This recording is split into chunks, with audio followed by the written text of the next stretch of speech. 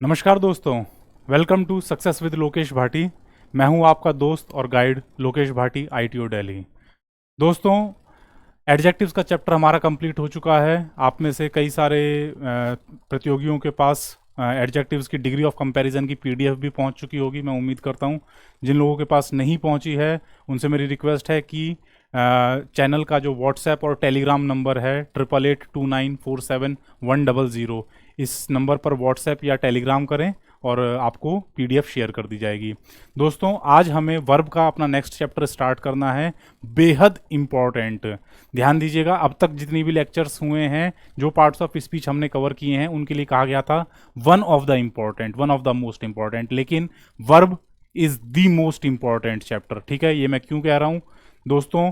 Parts of speech या जब हम इंग्लिश ग्रामर की बात करते हैं तो उसमें जो चीज़ सबसे ज़्यादा इंपॉर्टेंट है, सबसे ज़्यादा, उसके सामने बाकी कोई उतनी इंपॉर्टेंट नहीं है, दैट इज वर्ब। ठीक है, जिस तरीके से हमारे आम जनजीवन में कर्म सबसे प्रधान होता है, काम सबसे ज़्यादा इंपॉर्टेंट है, उसी तरीके से पार्ट्स ऑफ स्पीच में वर्ब भी सबसे ज़्यादा इंपॉर्टेंट है। क्यों? क्योंकि ये आपको एक्शन बताती है। ठीक है, बात करेंगे वर्ब के बारे में आज की वीडियो में। बहुत कुछ आपको जानने को मिलेगा, बहुत कुछ आप सीखेंगे। शुरू करते हैं आज की वीडियो, लेकिन सबसे पहले आज का जीएस का क्वेश्चन। ठीक है दोस्तों, आइए शुरू करते हैं।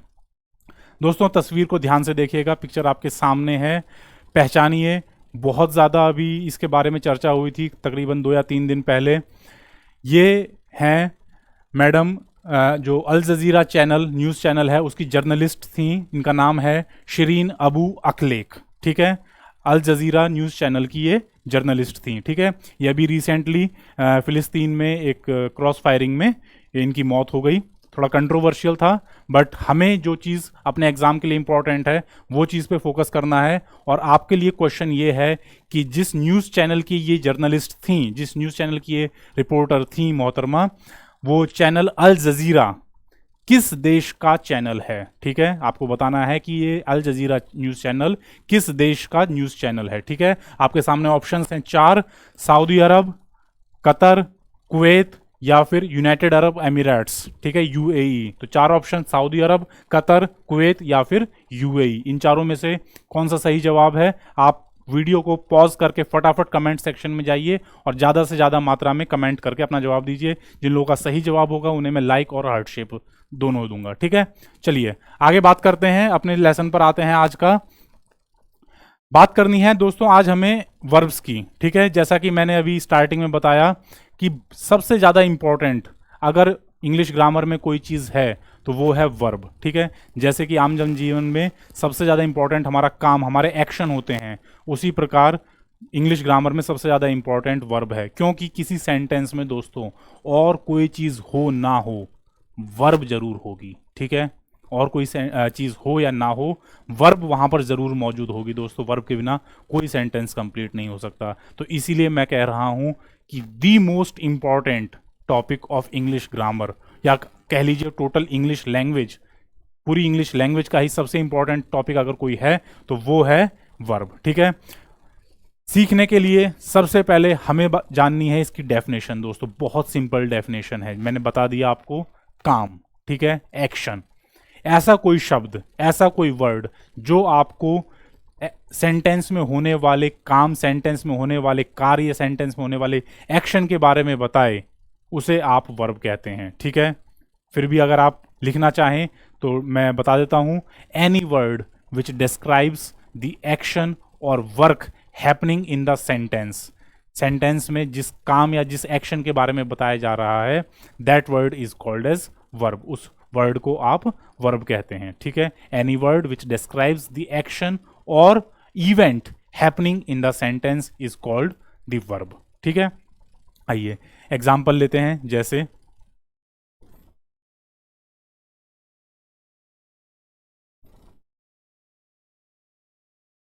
Ramesh writes a letter. Ramesh एक पत्र लिखता है। ठीक है, अब दोस्तों देखिए, रमेश काम करने वाला आदमी, काम इस चीज़ के ऊपर हुआ। अब ये चीज़ें हमारे लिए पुरानी हो चुकी हैं, आप जानते हैं ये नाउन है सर, वो ऑब्जेक्ट है। अब हमें बात करनी है काम की। काम क्या हो रहा है? लिखने का। ठीक है, दिस इज योर वर्ब।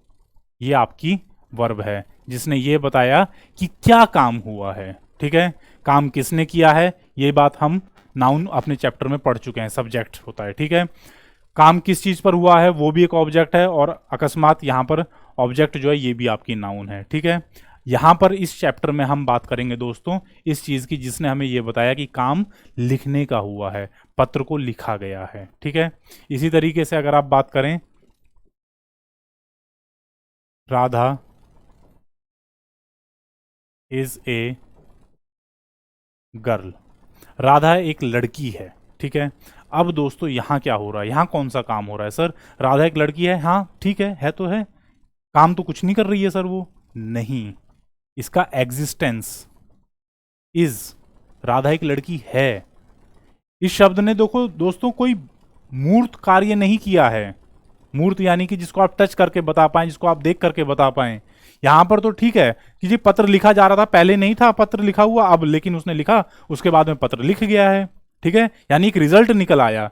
यहां पर ऐसा कोई रिजल्ट नहीं है, लेकिन आपके पास एक एग्जिस्टेंस वाली चीज है कि राधा एक लड़की के रूप में वहां पर मौजूद है, वहां विद्यमान है, ठीक है। तो वर्ब जो हैं आपके पास ये दोस्तों कोई एक्शन भी बता सकते हैं या फिर कोई इवेंट, मैंने बात की ना कि verb is a word which describes any action और इवेंट, इवेंट यानी कि ये घटना ही तो है कि भाई राधा एक लड़की के रूप में मौजूद है वहां पर, ठीक है।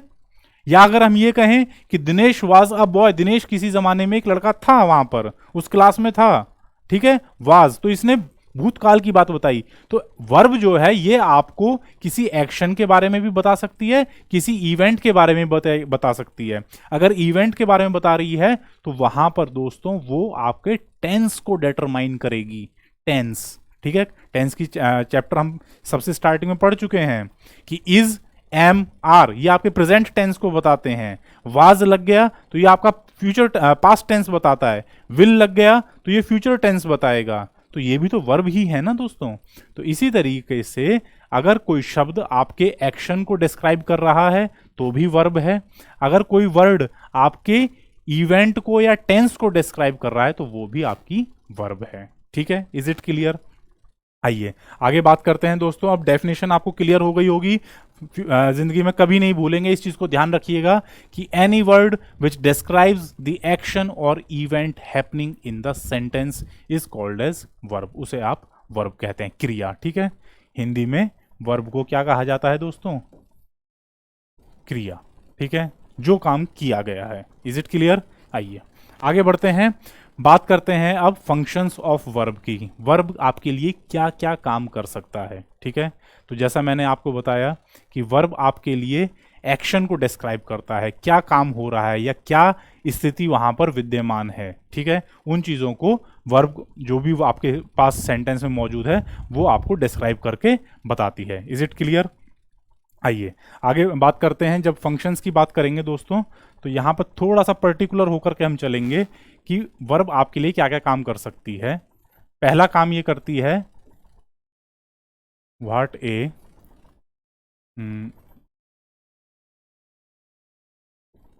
Subject does. Functions of verb को आप इस तरीके से भी समझ सकते हैं कि ए वर्ब टेल्स, एक वर्ब आपको बताती है, क्या क्या बताती है? सबसे पहले यह बताती है कि सब्जेक्ट क्या कर रहा है या क्या करता है। जैसे हमारा स्टार्टिंग का example, Ramesh writes a letter, Ramesh एक पत्र लिखता है। तो यहां पर दोस्तों वर्ब ने क्या बताया कि सब्जेक्ट क्या काम कर रहा है, सब्जेक्ट पत्र लिखने का काम कर रहा है। वर्ब आपको बता रही है कि सब्जेक्ट ने क्या काम किया है।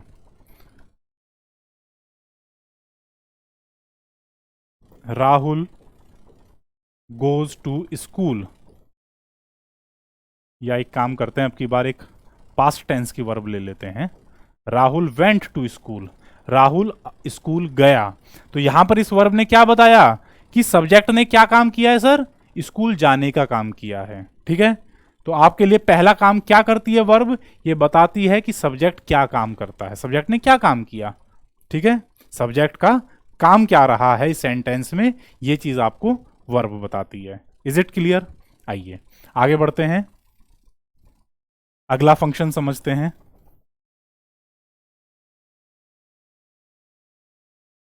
दूसरा function, verb tells you what is done to the subject.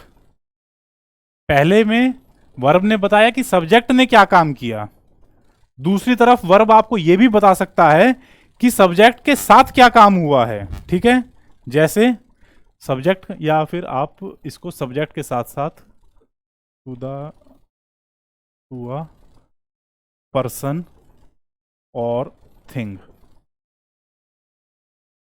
किसी व्यक्ति या वस्तु के साथ में क्या काम हुआ है, उसके ऊपर क्या काम हुआ है, यह भी आपको वर्ब बताती है। जैसे Dinesh was punished in the class. Dinesh को सजा दी गई, दंड दिया गया क्लास में। ठीक है, दिनेश को शैतानी कर रहा था, प्रिंसिपल साहब ने या मास्टर जी ने आकर के उसको पनिशमेंट दी। तो दोस्तों अब यहां पर देखिए, दिनेश को पनिशमेंट मिली है। ठीक है, दिनेश को सजा दी गई है। ये जो वर्ब है पनिश्ड, ये क्या बता रही है कि दिनेश को सजा मिली। इस वर्ब ने बताया ना आपको। यहां पर सब्जेक्ट ने आपके लिए कोई काम नहीं किया है, सब्जेक्ट के ऊपर काम हुआ है। पहले वाला जो यूज था वहां पर पर्सन या थिंग कोई काम कर रहे थे। ठीक है, Ramesh went to school, Ramesh school गया। Dinesh is writing a letter, Dinesh पत्र लिख रहा है। ठीक है, राधा इज डांसिंग, राधा नाच रही है। तो वहां पर पर्सन या थिंग ने काम किया। यहां पर पर्सन या थिंग के ऊपर काम हो रहा है। ध्यान दीजिएगा, यही होता है passive voice. Dinesh was punished in the class, Dinesh को सजा दी गई। तो यानी कि पर्सन या थिंग के ऊपर काम हो रहा है। और ये कौन बता रहा है? ये वर्ब बता रही है। ठीक है, इस वर्ब से तो पता चल रहा है कि सर दिनेश को पनिश किया गया। अगर यही कह देते हम, यहां से वाज हटा दीजिए, Dinesh punished Rahul in the class, Dinesh ने राहुल को सजा दे दी, तो अब दिनेश के ऊपर काम नहीं हुआ, काम राहुल के ऊपर हुआ। किया किसने? दिनेश ने। तो देखो सारा खेल किसने बदल दिया? वर्ब ने बदल दिया सर। इसीलिए वर्ब सबसे ज्यादा इंपॉर्टेंट है। ठीक है, वर्ब सबसे ज्यादा इंपॉर्टेंट है। इसका थोड़ा सा भी जो ढांचा है, इसका स्वरूप है, वो चेंज हुआ, मतलब पूरा चेंज हो जाता है दोस्तों सेंटेंस का। ठीक है, Dinesh was punished in the class, Dinesh को सजा दी गई। तो यहां पर पर्सन या थिंग के ऊपर काम हो रहा है। इसी तरीके से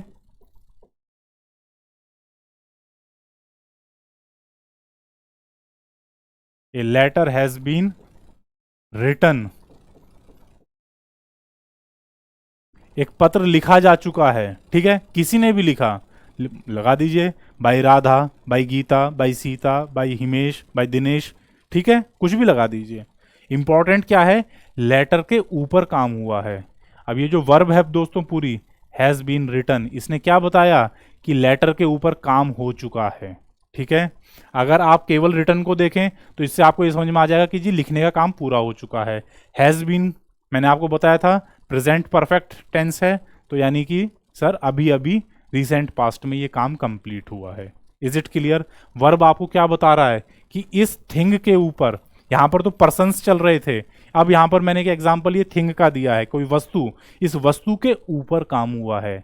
ठीक है, what is done to the thing. ठीक है, इस चीज के ऊपर क्या काम हुआ है? सर लिखने का काम हुआ है, पत्र को लिखा गया है।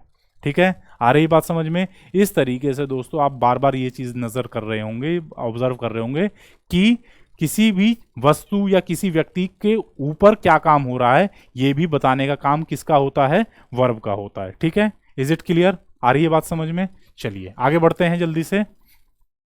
तीसरा काम वर्ब का, the verb tells what a person और थिंग इज, कोई व्यक्ति या कोई वस्तु क्या है, उसका स्वरूप कैसा है, वो कैसी है, उसको डिस्क्राइब करना। ठीक है, उसने क्या काम किया है या क्या काम उसके ऊपर हुआ, ये नहीं बताएगी, वो तो पहले दो में हमने समझ लिया। ठीक है, तीसरा यूज ये है कि वर्ब कई बार किसी व्यक्ति को या किसी वस्तु को डिस्क्राइब कर देती है। जैसे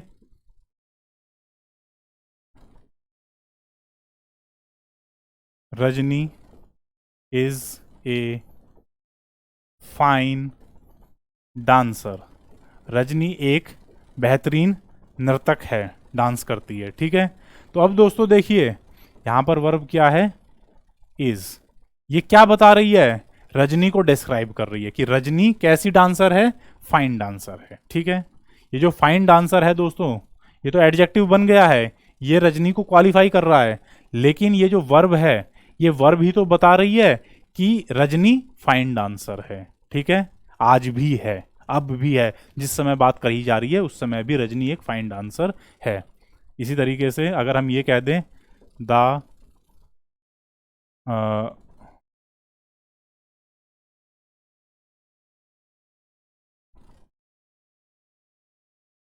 द बॉय इज क्रेजी, लड़का पागल है। ठीक है, कोई लड़के के बारे में बात हो रही है कि दैट बॉय इज क्रेजी, वो लड़का पागल है। तो ये क्या बता रहा है, ये इस लड़के के लिए डिस्क्राइब कर रहा है ना कि वो लड़का कैसा है, वो लड़का पागल है। ठीक है, तो वर्ब की मदद से दोस्तों यहां पर क्या हो रहा है, यहां पर आप किसी चीज को डिस्क्राइब कर रहे हैं, किसी पर्सन को या किसी थिंग को आप डिस्क्राइब कर रहे हैं। The ball is white. ठीक है, देख लीजिए यहां पर दोस्तों किसी में भी कोई काम आपको नजर नहीं आ रहा है, ना तो यहां रजनी डांस कर रही है, ना यहां पर ये लड़का कोई क्रेजी हरकत कर रहा है। यहां पर हर बार क्या हो रहा है, किसी चीज को या किसी वस्तु को डिस्क्राइब किया जा रहा है। बॉल को डिस्क्राइब किया जा रहा है कि वो कैसी है, सफेद है। ठीक है, इज इट क्लियर। इस तरीके से ये तीन काम हैं दोस्तों वर्ब के, पर्सन या थिंग ने क्या काम किया इसे बताना, पर्सन या थिंग के ऊपर क्या काम हुआ है ये बताना, या पर्सन या थिंग कैसे हैं, उनका स्वरूप कैसा है ये बताना। ये तीन काम होते हैं दोस्तों वर्ब के। ठीक है, और इन्हीं से ही आपको ये भी पता चल जाता है कि सेंटेंस का टेंस कैसा है, उसका काल क्या है, वो अभी की बात है, भूतकाल की बात है या भविष्य की बात है, ये भी आपको टेंस की मदद से ही पता चल जाता है। इज इट क्लियर, फंक्शन समझ में आ गए। आइए आगे बढ़ते हैं। नेक्स्ट अगला टॉपिक, फॉर्म्स ऑफ वर्ब। ठीक है, वर्ब के फॉर्म्स कौन कौन से होते हैं दोस्तों। नाउन्स में हम क्या क्या पढ़ चुके हैं, टाइप्स पढ़ चुके हैं। प्रोनाउंस में हमने केस पढ़ लिए थे, एडजेक्टिव्स में हमने डिग्रीज पढ़ ली। तभी मैंने बताया था कि वर्ब्स में हम क्या पढ़ेंगे, फॉर्म्स पढ़ेंगे। वर्ब की फॉर्म कौन कौन सी होती हैं। अब तक आपने तीन फॉर्म पढ़ी होंगी दोस्तों अपनी इंग्लिश की क्लासेस में, जो आपने अब तक स्कूल में सीखी होंगी। एक्चुअल में 5 होती हैं, ये मैं आपको टेंस में बता चुका हूँ। अब उसको डिटेल से समझते हैं। ठीक है, आपके पास 5 फॉर्म्स होती हैं दोस्तों, V1, V2, V3, V4 और V5। ठीक है, ये 5 फॉर्म होती हैं आपके पास। Is it clear, V1, V2, V3, V4, V5। ठीक है, एक एक एग्जाम्पल की मदद से समझते हैं। राइट, ठीक है, रोट, तीसरा रिटन,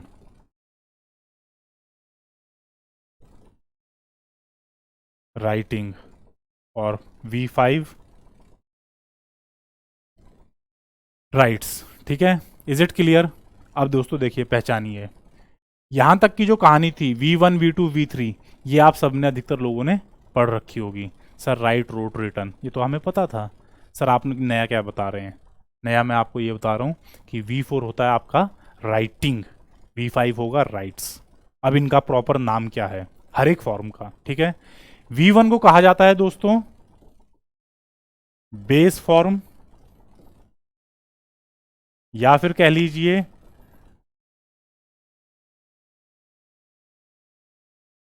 बेस फॉर्म या डिक्शनरी फॉर्म। ठीक है, क्यों, क्योंकि यही फॉर्म आपको दोस्तों डिक्शनरी में मिलेगी।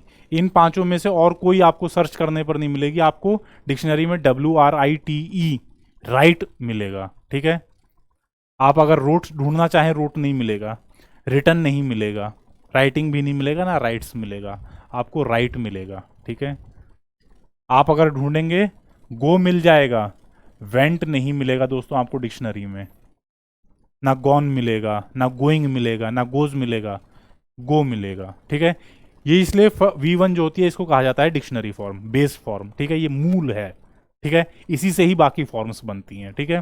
तो इसलिए इसको कई बार बेस फॉर्म कहा जाता है, डिक्शनरी फॉर्म कहा जाता है, फर्स्ट फॉर्म कहा जाता है, फर्स्ट भी इसी को कहा जाता है, फर्स्ट फॉर्म, ठीक है। Is it clear? First form, या फिर present form in for plural, present form for plural, plural के लिए प्रेजेंट फॉर्म, जो प्लूरल सब्जेक्ट होंगे उनके लिए, ठीक है। दे राइट ए लेटर, ठीक है। प्लूरल सब्जेक्ट जब कभी आप लेंगे तो उसके साथ में ये वाली फॉर्म लगेगी। इतने सारे नाम हैं दोस्तों, base form, dictionary form, first form कह लीजिए, या present form for plural subject कह लीजिए। Is it clear? इसी तरीके से V2 जो है आपके लिए, इसको ना बेस फॉर्म कहा जाता है ना डिक्शनरी फॉर्म कहा जाता है, इसको क्या कहा जाता है सर? सेकेंड फॉर्म, ठीक है। इसको सिंपली हम क्या कहते हैं? सेकेंड फॉर्म कहते हैं। और इसका दूसरा नाम क्या है? पास्ट फॉर्म, ठीक है, सेकेंड फॉर्म या पास्ट फॉर्म, ठीक है। Is it clear? Past tense के लिए इसको आप इस्तेमाल करते हैं, जो काम भूतकाल में हुआ था। Radha wrote a letter, Radha ने पत्र लिखा। Radha danced in the programme, Radha ने उस कार्यक्रम में नृत्य किया, ठीक है, इस तरीके से।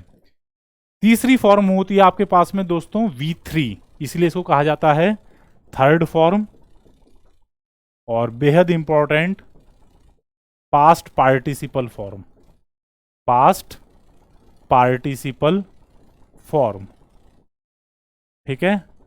इसको आप क्या कहते हैं? पास्ट पार्टिसिपल फॉर्म कह देते हैं सर, ठीक है। थर्ड फॉर्म कह लीजिए या पास्ट पार्टिसिपल फॉर्म कह लीजिए, एक ही बात है। Is it clear? आइए आगे बढ़ते हैं। V4 जो है हमारे पास दोस्तों, वो कहलाता है राइटिंग, ठीक है, इसको कह देते हैं हम फोर्थ फॉर्म, ठीक है, फोर्थ फॉर्म कह देते हैं कई बार। और साथ ही साथ क्या कह देते हैं? Present participle, present participle, present participle form कह लीजिए। और इसका अलग एक नाम है ING फॉर्म, ठीक है। देख रहे हैं वर्ब के साथ में आपने ING का इस्तेमाल किया है, इसलिए उसको कई बार क्या कह दिया जाता है? ING फॉर्म भी कह दिया जाता है, वर्ब की ING फॉर्म, ठीक है।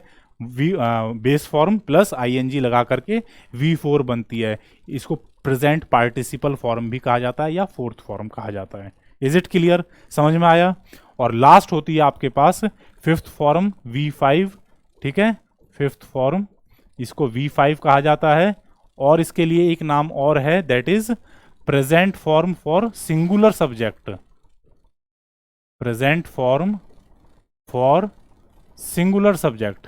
एक वचन के अगर आपके पास सब्जेक्ट है, राम, श्याम, गीता, सीता, रीता, ही, शी, तो उनके साथ में आप ये वाली वर्ब फॉर्म इस्तेमाल करते हैं, सिंगुलर फॉर्म,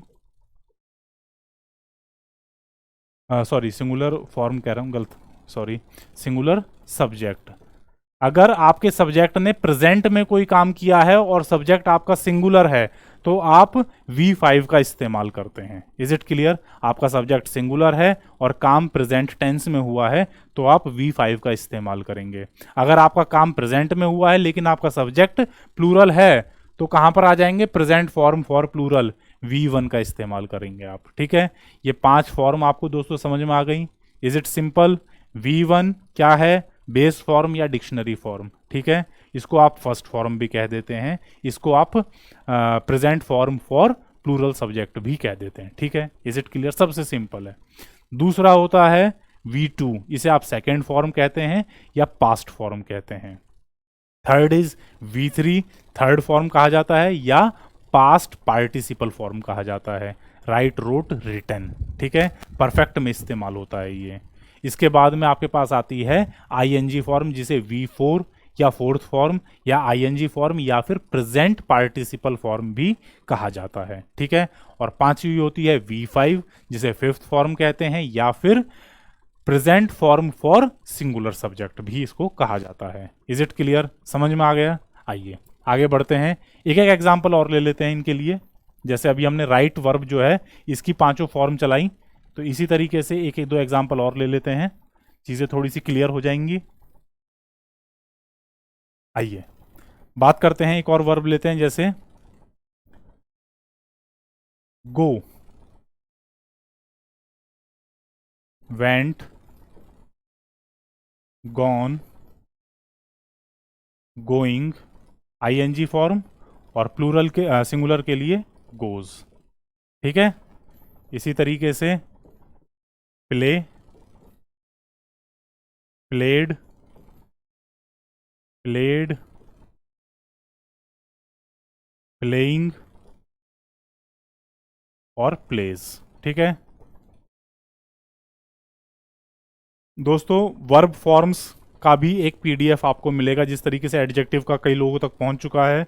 मैं फिर से एक बार रिपीट कर दूं कि जिन लोगों के पास नहीं पहुंचा है वो प्लीज़ इस नंबर पर व्हाट्सएप या टेलीग्राम कर दें, 8829471100। ठीक है, इस नंबर पर आप व्हाट्सएप रिक्वेस्ट डाल दीजिए या फिर टेलीग्राम रिक्वेस्ट डाल दीजिए कि sir we need the adjective PDF.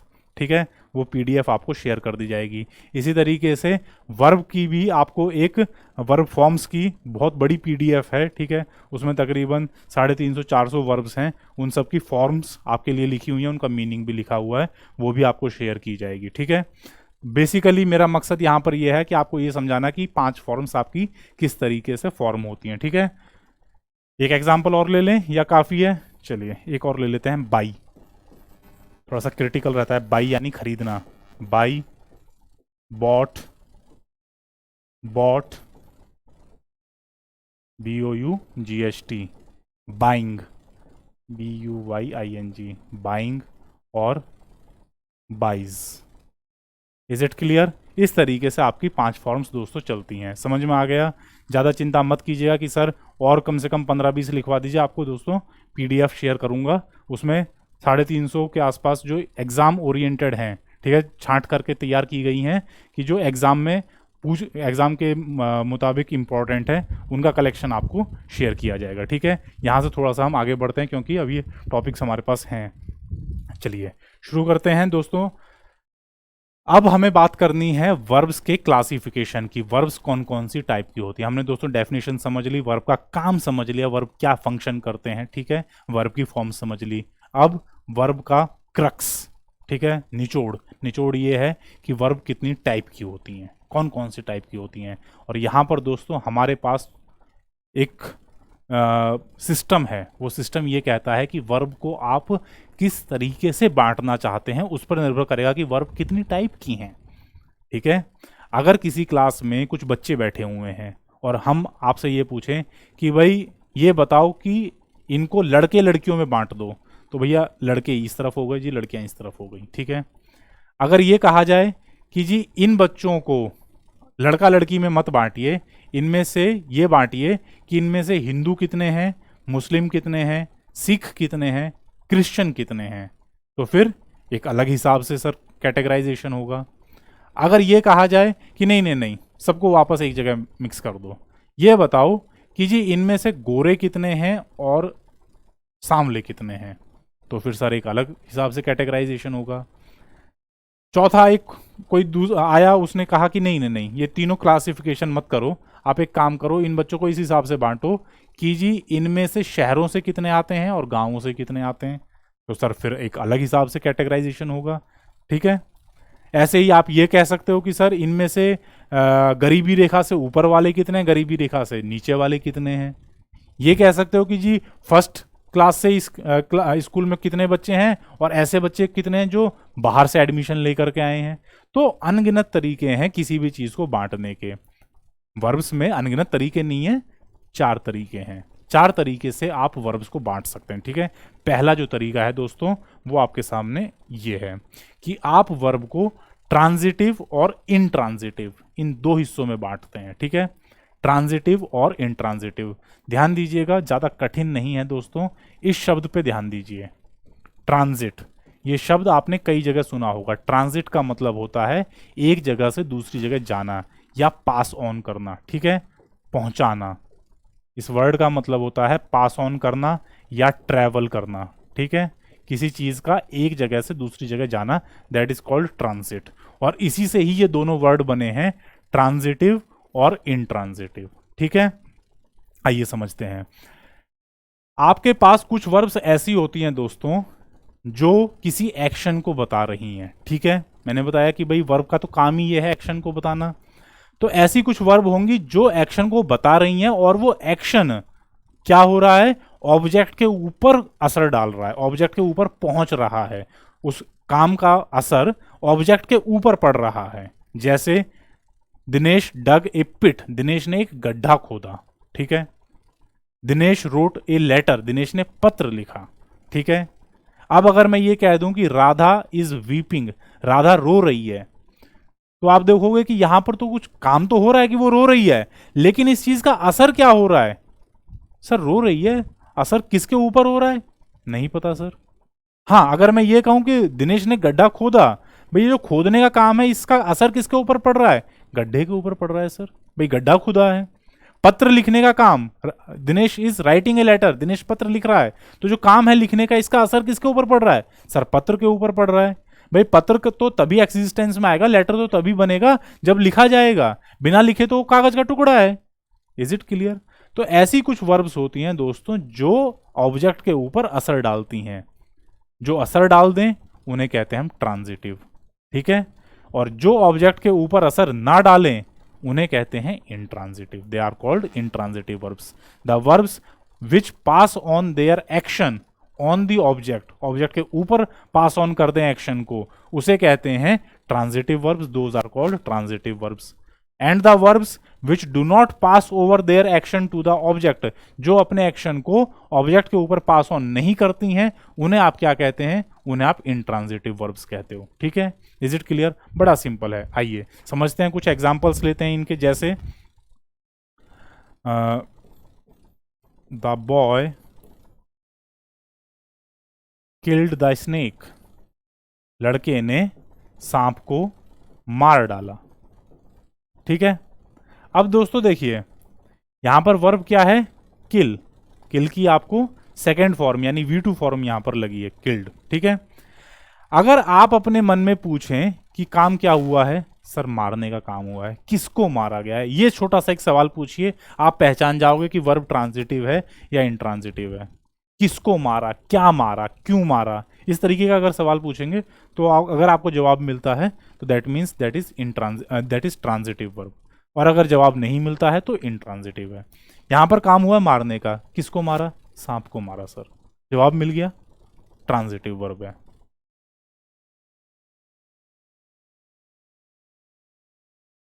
Rohit purchased A bag, Rohit ने एक बैग खरीदा। वर्ब क्या है सर? परचेज्ड। ठीक है, खरीदा। क्या खरीदा? बैग खरीदा सर, जवाब मिल गया, यानी कि ट्रांजिटिव वर्ब है सर। Is it clear? ये क्या है? ट्रांजिटिव वर्ब है। दूसरी तरफ बात करें इंट्रांजिटिव की, तो हमारे पास क्या क्या है? जैसे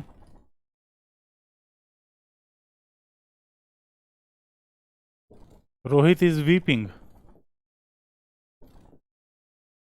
रोहित रो रहा है, वर्ब तो है सर और काम भी हो रहा है, भाई रोना भी तो एक काम है, लेकिन इस रोने के काम का किसके ऊपर असर पड़ रहा है, पास ऑन हो रहा है? भाई करने वाला तो ये है, लेकिन इस काम का किसी के ऊपर असर भी तो पड़े, किसी ऑब्जेक्ट के ऊपर असर पड़े। ऑब्जेक्ट तो सर हमें नजर नहीं आ रही, क्या रो रहा है? पीछे तो हमने क्वेश्चन किया था ना, क्या मरा? सांप मरा। ठीक है, क्या लिखा? पत्र लिखा। क्या खोदा? गड्ढा खोदा। यहां पर क्या पूछें? क्या रो रहा है? कुछ नहीं सर। Is it clear? तो जहां पर आपको ये सवाल पूछने पर जवाब ना मिले, इसका मतलब सर वो वर्ब कैसी है? इंट्रांजिटिव है।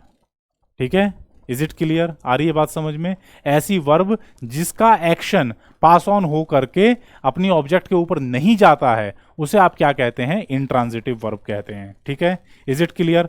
आ रही है बात समझ में? आइए आगे बढ़ते हैं। और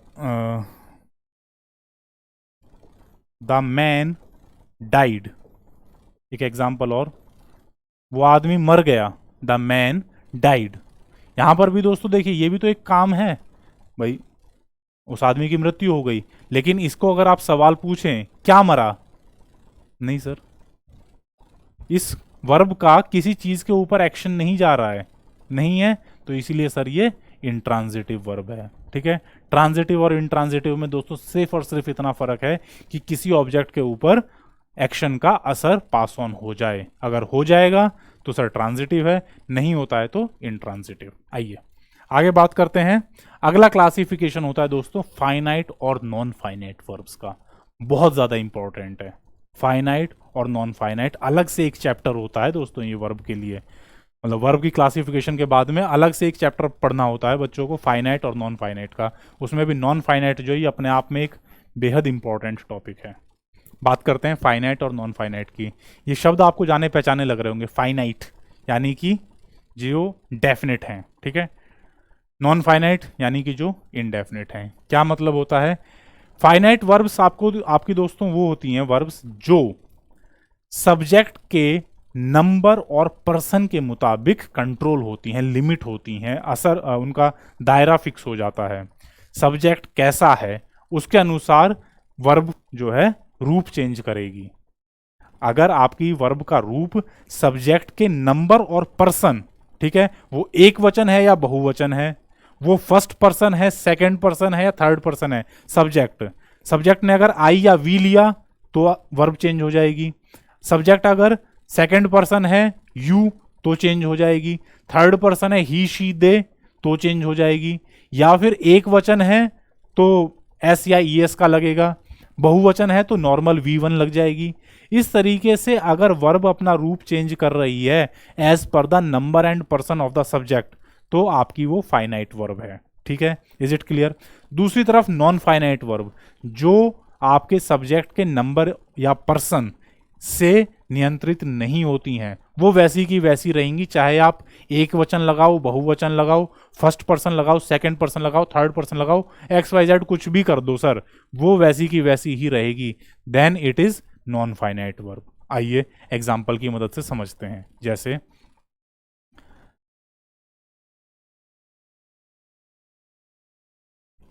आई एम ए डॉक्टर। मैं एक डॉक्टर हूं। यहां पर वर्ब आपकी एम आ गई दोस्तों। ही इज ए डॉक्टर, वो एक डॉक्टर है। यहां पर वर्ब फिर चेंज हो गई। भाई आपका ये फर्स्ट पर्सन सब्जेक्ट था आई, इसकी वजह से एम लग गया। ये आपका थर्ड पर्सन सब्जेक्ट है ही, इसकी वजह से इज लग गया। थर्ड पर्सन में ही आपको दे मिलता है, दे आर डॉक्टर्स, वो डॉक्टर हैं। फिर आपका वर्ब चेंज हो गई। अच्छा, पर इसी तरीके से आप ये भी कह सकते हो सर ये सिंगुलर था, ही भी सिंगुलर है, सिंगुलर के साथ में इज आया सर, प्लूरल के साथ में आर आ गया।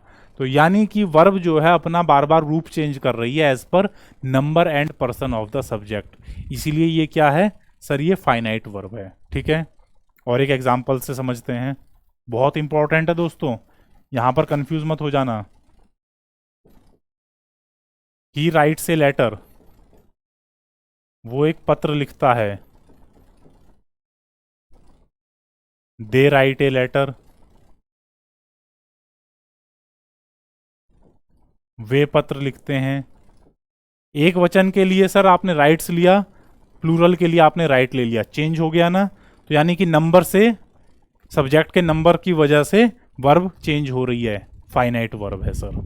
Is it clear? He plays a match, they play A match. He jumps on the floor, they jump on the floor. Number के अनुसार या सब्जेक्ट के पर्सन के अनुसार अगर वर्ब अपना रूप चेंज कर रही है दोस्तों तो क्या कहलाएगी? फाइनाइट वर्ब कहलाएगी। आइए अब बात करते हैं नॉन फाइनाइट की।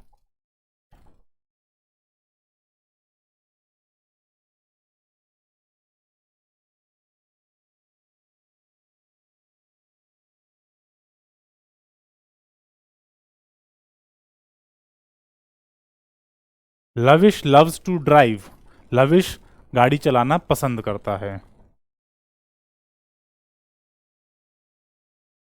दे लव टू ड्राइव, वो लड़के गाड़ी चलाना पसंद करते हैं। अब दोस्तों यहां पर है तो ये भी वर्ब और ये भी वर्ब है, ये भी वर्ब है, ये भी वर्ब है। ये तो आपकी फाइनाइट वर्ब हैं, लेकिन इसको देखिए, टू ड्राइव, ये भी तो काम तो है गाड़ी चलाने का। अब दोस्तों देखिए, एक लड़के के लिए भी ड्राइव आया, बहुत सारों के लिए भी ड्राइव आया। ये थर्ड पर्सन है, मैं फर्स्ट पर्सन ले लेता हूं। आई लव टू ड्राइव, मैं गाड़ी चलाना पसंद करता हूं। अब भी देखिए, थर्ड पर्सन के लिए भी सर टू ड्राइव आया, और ये फर्स्ट पर्सन है, इसके लिए भी ड्राइव आया। और एक एग्जांपल ले लेते हैं, यू लव टू ड्राइव, तुम गाड़ी चलाना पसंद करते हो। अब बताइए सर, सेकंड पर्सन के लिए भी टू ड्राइव आया। तो दोस्तों हर जगह देख लीजिए, चाहे एक वचन का बहुवचन चेंज हो गया, फर्स्ट पर्सन का सेकंड पर्सन का थर्ड पर्सन चेंज हो गया, इस बंदे ने अपना रूप चेंज नहीं किया, इसको कहेंगे आप नॉन फाइनाइट वर्ब। ठीक है, ये कैसी वर्ब है? नॉन फाइनाइट वर्ब है। ठीक है, कुछ एग्जाम्पल और लेते हैं। नॉन फाइनाइट दोस्तों बहुत इंपॉर्टेंट और थोड़ा सा वास्ट टॉपिक है। एक और एग्जाम्पल लेते हैं, आई सॉ हिम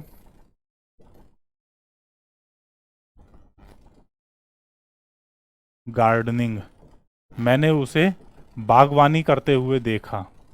सॉ भी वर्ब है, गार्डनिंग भी वर्ब है। ठीक है, आई सॉ देम गार्डनिंग, मैंने यहां पर तो एक लड़के को बागवानी करते हुए देखा था, यहां पर बहुत सारों को करते हुए देखा, लेकिन फिर भी गार्डनिंग ही आया। दे सॉ मी गार्डनिंग, उन्होंने मुझे देखा बागवानी करते हुए। अब मैंने सारे उलट पुलट कर दिए, लेकिन ये वाली जो वर्ब है दोस्तों, ये अपनी जगह वही के वही है, टस से मस नहीं होगी। तो ऐसी जो होती हैं वर्ब्स जो अपना रूप चेंज नहीं कर रही हैं, आप चाहे सब्जेक्ट को एक वचन कर ले, बहुवचन कर लें, फर्स्ट पर्सन कर लें, सेकंड पर्सन कर लें, थक जाओगे चेंज करते करते, सबको उलट पुलट कर लो, लेकिन वो वर्ब अपना रूप चेंज नहीं करेगी, वो अपना वहीं के वहीं रहेगी। उसे आप कहते हैं नॉन फाइनाइट वर्ब। ठीक है, अटल हैं एकदम, अपनी जगह पर रुक गए। जबकि फाइनाइट में क्या हो रहा था, जैसे ही आपने थोड़ा सा भी इधर उधर किया, सिंगुलर का प्लूरल किया, या फर्स्ट पर्सन का सेकंड पर्सन किया, या थर्ड पर्सन किया, वो फटाक से चेंज हो जाती है। उनको कहते हैं आप फाइनाइट। जो चेंज ना हो उन्हें कहते हैं नॉन फाइनाइट। नॉन फाइनाइट में चलते चलते मैं आपको फटाफट बता दूं, इसके 3 सब क्लासिफिकेशन है। कौन कौन से? जीरंड, पार्टिसिपल और इन्फिनेटिव। जो मैं कह रहा हूं ना कि ये अपने आप में वास्ट टॉपिक है थोड़ा सा, ये इसी वजह से है कि इसके नॉन फाइनाइट वर्ब्स के अंदर हमें 3 चीजें और पढ़नी है। इन्फिनिटिव, सॉरी, नॉन फाइनाइट के अंदर हमें अलग से ये 3 चीजें पढ़नी है। जीरंड क्या होता है, पार्टिसिपल क्या होता है, और इन्फिनेटिव क्या होता है। इंग्लिश ग्रामर के बहुत इंपॉर्टेंट टॉपिक है दोस्तों ये। और ये अक्सर स्पोकन इंग्लिश में जब आप बात कर रहे हैं, किसी व्यक्ति से बात कर रहे हैं ना, वहां पर ये तीनों बहुत ज्यादा इस्तेमाल होते हैं, इसलिए इसको पढ़ना बहुत ज्यादा जरूरी है। ठीक है, इज इट क्लियर? आइए अगला क्लासिफिकेशन देख लेते हैं वर्ब्स का, वीक और स्ट्रॉन्ग। ठीक है, वीक वर्ब और स्ट्रॉन्ग वर्ब क्या होती हैं दोस्तों? वीक वर्ब वे वर्ब्स होती हैं जो क्या करती हैं, अपना रूप कैसे चेंज करेंगी, जैसे कॉल, कॉल्ड, कॉल्ड। उनका V2 या V3 बनाने के लिए आप D लगा देते हैं, ED लगा देते हैं, या फिर T लगाते हैं। जो आप V2 के लिए इस्तेमाल करेंगे वही V3 के लिए इस्तेमाल कर देते हैं। उन्हें आप कहते हैं वीक वर्ब्स। ठीक है, उन्हें क्या कहा जाता है? वीक वर्ब्स भी कह दिया जाता है, या फिर रेगुलर वर्ब्स भी कह दिया जाता है। ठीक है, वो उसी पैटर्न पे चलती हैं। Call, called, called, jump, jumped, jumped. ठीक है, ऐसी बहुत सारी वर्ब पढ़ी होंगी आपने कि सर उनके बाद में ईडी जोड़ते जाइए, दोनों फॉर्म बन जाएंगी। Call, called, called, jump, jumped, jumped. ठीक है, और इस तरीके की जो वर्ब्स होती हैं, जो डी या ईडी, वही चीज आपने V2 में जोड़ी, वही V3 में जोड़ दी, उससे बन जाती हैं। उन्हें आप क्या कहते हैं? वीक वर्ब कहते हैं। उन्हें रेगुलर वर्ब भी कहा दिया जाता है। दूसरी स्ट्रॉन्ग वर्ब होती हैं। स्ट्रॉन्ग वर्ब कौन सी होती हैं? जो अपना रूप चेंज कर देती हैं, जैसे रन, रैन, रन। ठीक है, और राइट, रोट, रिटन। देख रहे हैं, पूरा का पूरा शब्द ही चेंज हो जाता है। उन्हें आप कहते हैं स्ट्रॉन्ग वर्ब या फिर इर्रेगुलर वर्ब। इनको क्या कहा जाता है? स्ट्रॉन्ग वर्ब या फिर इर्रेगुलर वर्ब। उसमें आपका पूरा शब्द जो है वो चेंज हो जाता है।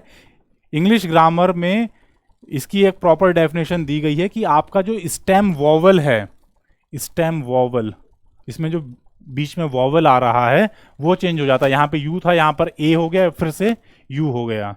राइट में आई, ओ बन गया और फिर आई आ गया। तो स्टेम वॉवल जो है वो अगर चेंज हो रहा है तो आपकी वर्ब क्या है? स्ट्रॉन्ग वर्ब है। अगर वो चेंज नहीं हो रहा है, ए ए ए, तो वो वीक वर्ब है। Jump, you you. Stem vowel अगर चेंज नहीं हुआ तो वीक वर्ब है या रेगुलर वर्ब है। स्टेम वॉवल अगर चेंज हो रहा है तो आपका स्ट्रॉन्ग वर्ब है। ठीक है, आम भाषा में हम ये कह देते हैं कि भैया अगर डी या ई डी जुड़ता जा रहा है V2 और V3 में तो वीक वर्ब मान लो। अगर चेंज हो रहा है, पूरा पूरा शब्द चेंज हो रहा है, तो उसे आप स्ट्रॉन्ग वर्ब मान लीजिए। ठीक है, वीक और स्ट्रॉन्ग का फर्क समझ में आ गया। आज के लिए अगला टॉपिक लास्ट, चौथा क्लासिफिकेशन। 3 क्लासिफिकेशन आप पढ़ चुके हो, ये चौथा क्लासिफिकेशन है दोस्तों वर्ब्स का। इसमें क्या कहते हैं कि एक आपके लिए है ऑर्डिनरी वर्ब या मेन वर्ब, या जिसे आप लेक्सिकल वर्ब कह देते हैं। ठीक है, ये कौन सी हैं? ये आपकी वही सारी वर्ब्स हैं जो अब तक आपने पढ़ी हैं। ठीक है, जंप, कॉल, राइट, बाई। ठीक है, इस तरह की जो भी वर्ब्स हैं ये सब आपकी ऑर्डिनरी मेन या लेक्सिकल वर्ब्स हैं जो आपको डिक्शनरी में आसानी से मिल जाती हैं। दूसरी होती हैं आपकी ऑक्सिलरी वर्ब्स। ठीक है, ऑक्सिलरी अपने आप में एक बहुत इंपॉर्टेंट टॉपिक है। नॉन फाइनाइट बहुत इंपॉर्टेंट है और ऑक्सिलरी बहुत इंपॉर्टेंट है। ये ऑक्सिलरी वर्ब्स करती क्या हैं दोस्तों? ये पहले इसकी डेफिनेशन दे देता हूँ। ये जो ऑर्डिनरी मेन या लेक्सिकल वर्ब्स हैं इनकी आप V1, V2, V3, V4, V5 ये सारी फॉर्म्स बना सकते हैं, सारी बन जाएंगी। अपना इनका अलग से मीनिंग होता है, सेपरेट मीनिंग होता है इसका। ठीक है, कि अगर आप सब्जेक्ट ऑब्जेक्ट सब कुछ हटा दो तो एक अर्थ निकलेगा वर्ब का, उस वर्ब का एक मीनिंग होगा। डिग यानी खोदना। मैं कह दूं कि रमेश डग ए पिट, रमेश ने गड्ढा खोदा, रमेश को हटा दूं, पिट को हटा दूं, डग छूट जाए, तो डग का मतलब होता है सर खोदना। ठीक है, jump, Dinesh was jumping on the floor, Dinesh को हटा दो, ऑन द फ्लोर हटा दो, जंप छोड़ दीजिए, जंप का मतलब सर कूदना, बंदर की तरह, या मतलब सॉरी कूदना। ठीक है, तो कोई भी वर्ब जो ऑर्डिनरी मेन या लेक्सिकल की कैटेगरी में है उसकी सबसे पहली बात, एक तो पांचों फॉर्म्स बनेंगी और उसका अपना अलग से एक मतलब होता है। ठीक है, दूसरी तरफ ऑक्सिलरी, ऑक्सिलरी जो शब्द होता है दोस्तों इसका खुद ही मतलब ये होता है कि ये इंपॉर्टेंट नहीं है, ये साइड किक है। ठीक है, जैसे फिल्मों में आपने देखा ना, एक मेन हीरो होता है, एक उसका साइड हीरो होता है। वो साइड हीरो क्या करेगा, बीच बीच में कभी किसी किसी सीन में आएगा और कोई कॉमेडी कर देगा या कोई फाइट करके भाग जाएगा। वैसे ही ये ऑक्सिलरी वर्ब्स होती हैं। ये हर सेंटेंस में मौजूद हो ना हो जरूरी नहीं है। इनका काम क्या होता है, स्पेशल सीन में आएंगे या तो कुछ इंपॉर्टेंट पॉइंट बता करके चले जाएंगे, या क्या कर देंगे, सेंटेंस को क्वेश्चन बना देंगे, सेंटेंस को पॉसिबिलिटी बना देंगे, सेंटेंस को रिक्वेस्ट बना देंगे, मतलब नॉर्मल में थोड़ा सा तड़का डाल देंगे, स्पेशल केस बना देंगे उसको, वहां पर ये एंट्री मारते हैं अपनी। ठीक है, कितनी तरह की होती हैं? 2 तरह की होती हैं, प्राइमरी ऑक्सिलरी और मॉडल ऑक्सिलरी। ठीक है, प्राइमरी ऑक्सिलरी में दोस्तों आपके पास 3 आती हैं, टू बी, टू हैव और टू डू। ठीक है, टू बी की आपके रूप जो चलते हैं दोस्तों ये कौन कौन से होते हैं? Is, am, are, was, were, been और बीइंग। ठीक है, ध्यान देना, is, am, are, was, were, been और बीइंग ये सब इस वर्ब की ही फॉर्म्स होती हैं, टू बी की। ठीक है, अब ये मत कहना कि सर इसमें तो ज्यादा हो गई, हमने तो 5 सुनी थी sir, V1, V2, V3, V4, V5 5 forms होती हैं। ये इसके रूप हैं दोस्तों, फॉर्म्स नहीं है। ठीक है, ये अपने रूप चेंज करके इज बन जाएगा अगर सिंगुलर सब्जेक्ट है तो, आई है तो एम बन जाएगा, प्लूरल है तो आर बन जाएगा, पास्ट की बात है तो वाज बन जाएगा सिंगुलर के लिए, पास्ट में प्लूरल है तो वर बन जाएगा, फिर परफेक्ट में बीन बन जाएगा और बीइंग बन जाएगा। Is it clear? इसी तरीके से आपके पास एक और ऑक्सिलरी है, टू हैव। ये क्या क्या रूप बदलता है? ये हैज बन जाता है, हैव बन जाता है और हैड बन जाता है। ठीक है, ये तीनों का ही आपने कहाँ पर यूज पढ़ा था, टेंस में यूज पढ़ा था इसका। ठीक है, और आखिरी ये प्राइमरी ऑक्सिलरी में तीसरी होती है टू डू। इसके रूप क्या है, डू, डिड और डन। ठीक है, ये तीनों टू डू के रूप हैं। डिटेल से पढ़ेंगे एक एक करके इनको सभी को। ठीक है, अभी ये समझ लीजिए मॉडल। मॉडल क्या करते हैं, मॉडल्स आपको सेंटेंस का मूड बताते हैं, सेंटेंस में एक तरह का तड़का लगा देते हैं। वो नॉर्मल सेंटेंस नहीं रहता है, वो या तो रिक्वेस्ट बन जाती है, सर मे आई कम इन, ये जो मे शब्द है इसने क्या करा, रिक्वेस्ट विनम्रता से कि सर क्या मैं अंदर आ जाऊं। I should go to the movie, मुझे मूवी देखने जाना चाहिए, तो यहां पर क्या हो गया, यहां पर आपका दृढ़ निश्चय बता दिया गया। Will you come for the movie tomorrow, क्या तुम कल मूवी देखने चलोगे, तो यहां पर क्या हो रहा है, यहां पे सवाल पूछा जा रहा है। तो इस तरीके से स्पेशल केस डिजाइन हो जाता है इन मॉडल्स की मदद से। क्या क्या है यहां पर, will, would, can, could, shall, should, may, might. ठीक है, और दो तीन और हैं जैसे need, ought to, dare, must. तो ये जो सारे के सारे हैं दोस्तों, ये आपके क्या कहलाते हैं, ये आपके मॉडल्स कहलाते हैं। इन सब की मदद से आप सेंटेंस को स्पेशल केस बना देते हैं, उसको तड़का देते हैं, उसको रूप चेंज कर देते हैं। ठीक है, और दूसरी तरफ आपके पास प्राइमरी ऑक्सिलरी हैं, ये आपको ये काम करके देती हैं, आपका टेंस बनाती हैं बेसिकली। ये सारी की सारी आपके लिए क्या करती हैं, टेंस बनाती हैं। और ये वाली जो वर्ब्स हैं ऑर्डिनरी या मेन या लेक्सिकल वर्ब, इनको दोस्तों ऑक्सिलरीज को कहीं कहीं किताबों में हेल्पिंग वर्ब भी कहा गया है, ध्यान दीजिएगा, इनको कई बार हेल्पिंग वर्ब भी कह दिया जाता है। ठीक है, और ये जो ऑर्डिनरी मेन या लेक्सिकल वर्ब्स हैं, ये आपका मेन फंक्शन जो है, भाई वर्ब का मेन काम एक्शन को बताना, जंप कर रहा है, गड्ढा खोद रहा है, लेटर लिख रहा है, या सामान खरीद रहा है, जो भी कर रहा है, जो भी एक्शन है उसको ये बताते हैं, उसका मूड ये बताते हैं, टेंस ये वाली वर्ब बताती हैं। ठीक है, पिक्चर क्लियर है दोस्तों। चलिए आज की क्लास को दोस्तों यहीं विराम देंगे। चलने से क्लास एंड करने से पहले आज का जो जीएस का क्वेश्चन था उसका आंसर बता देता हूं। तो दोस्तों इस पिक्चर की बात हुई थी, ये है अल जजीरा न्यूज़ चैनल की जर्नलिस्ट शिरीन अबू अकलेक, ठीक है, जिनकी हाल ही में फिलिस्तीन में गोली लगने से मौत हो गई थी। ठीक है, आपका क्वेश्चन ये था कि ये अल जजीरा जो चैनल है ये कौन से देश का न्यूज़ चैनल है। ठीक है, तो दोस्तों इसका सही जवाब है ऑप्शन बी, कतर। ठीक है, कतर जो देश है खाड़ी देशों में से एक देश है, सऊदी अरब का पड़ोसी मुल्क है कतर, ये वहाँ का राष्ट्रीय चैनल है दोस्तों। जैसे हमारे भारतवर्ष का जो राष्ट्रीय चैनल है वो कौन सा है, वो दूरदर्शन है। ठीक है, क्योंकि वो गवर्नमेंट ऑफ इंडिया की तरफ से रन होता है। ठीक है, ये आज तक, जी न्यूज़ या एबीपी, ये सभी चैनल्स जो हैं दोस्तों ये क्या हैं, प्राइवेट न्यूज़ चैनल्स हैं, वो सरकारी नहीं है। सरकारी न्यूज़ चैनल कौन सा है, दूरदर्शन। दूरदर्शन पे कोई भी जानकारी अगर दिखाई जा रही है इसका मतलब वो भारत सरकार की तरफ से कही गई है बात। ठीक है, इसी तरीके से ये जो अल जजीरा चैनल है, अल जजीरा, ठीक है, ये कौन से देश का राष्ट्रीय चैनल है, ये कतर देश का राष्ट्रीय चैनल है, ये कतर की सरकार का ऑफिशियल है।